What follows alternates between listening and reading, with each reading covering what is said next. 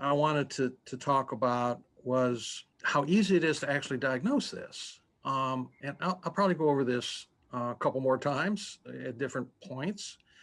But I made the point earlier a couple times already that the definition of TMD is the list of symptoms. That's the definition of TMD. You have these symptoms, but how do you nail down the diagnosis? Well, that is even more simple, most simple, extremely simple.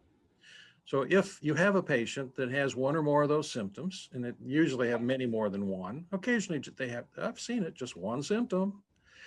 But if you're suspicious that they have several of those or just one of them, here's how you nail down the diagnosis. You walk behind the patient and you say, I'm sorry, but this may hurt a little bit.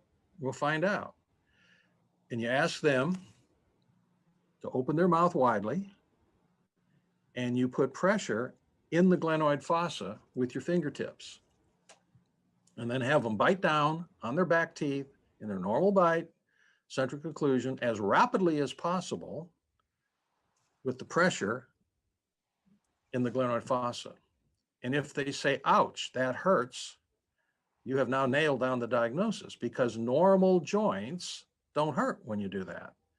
Joints that are not inflamed do not do that when you do that. If you have a bad knee, if you have jogger's knee and you go to your orthopedic surgeon and you say, my knee hurts. One of the first things the orthopedic surgeon is going to do, well, probably the first thing is to get some x-rays, which may or may not show anything. But what he's going to do is going to walk across the room, and he's going to take his hand and he's going to press on your knee, and he's going to squeeze it real hard. And if you go, ouch, he's going to know that the joint is inflamed. That's all he knows.